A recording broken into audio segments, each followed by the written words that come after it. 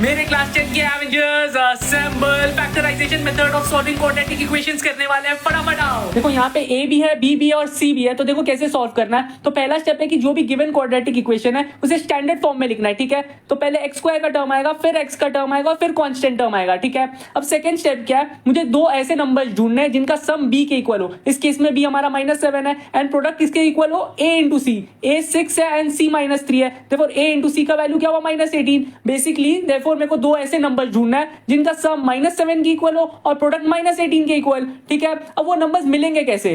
देखो जो भी प्रोडक्ट का वैल्यू आ रहा है, पॉजिटिव आए नेगेटिव आए फर्क नहीं पड़ता, मुझे उसी को प्राइम फैक्टराइज करना है। इस केस में -18 मिल रहा था प्रोडक्ट, तो मैं 18 को प्राइम फैक्टराइज करूंगा। ठीक है, तो जब मैंने प्राइम फैक्टराइज किया मुझे ये सब नंबर्स मिले, तो क्या मिले 2 3 3। ठीक है, अब इन्हीं नंबर्स में से मुझे दो ऐसे नंबर्स बनाना है जिनका सम -7 के इक्वल हो एंड प्रोडक्ट -18 के इक्वल हो। तो देखो कैसे बना सकते हैं। देखो या तो हम लोग 2 3 को साथ में ले सकते हैं एज अ सिंगल नंबर और 3 को एज अ दूसरा नंबर। ठीक है, तो हमारे नंबर्स क्या हुए, 3 × 2 6 और दूसरा नंबर 3। या तो क्या कर सकते थे, 2 को अलग ले सकते थे और 3 को साथ में ले सकते थे, तो हमारे नंबर्स क्या बनते, 2 और 9। यही दो पॉसिबिलिटी था। ठीक है, तो अब देखो दोनों ही केस में मुझे प्रोडक्ट 18 मिल रहा है। ऑब्वियस सा बात है क्योंकि 18 को ही प्राइम फैक्टराइज किया है, बट प्रोडक्ट -18 चाहिए। तो इसका मतलब है कि दोनों केस में कोई एक नंबर नेगेटिव होगा। अब अगर सम को देखो तो सम -7 है, इसका मतलब है कि जो हमारा बड़ा नंबर है वो नेगेटिव होगा, तभी तो सम नेगेटिव है।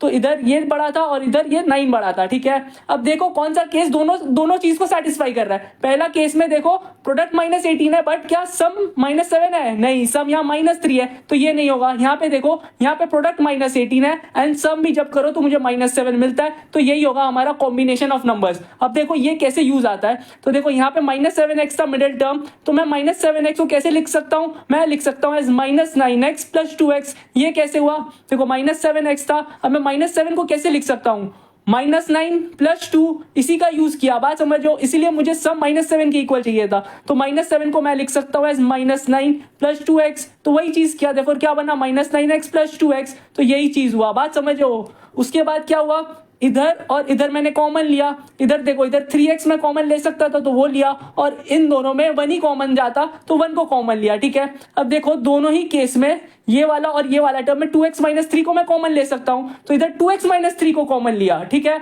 बाहर निकाला तो देखो सेटिस्फाई कर रहा है, 2x - 3 × 3x जो कि पहला टर्म था और 2x - 3 × 1 जो कि हमारा सेकेंड टर्म था, ये मिला।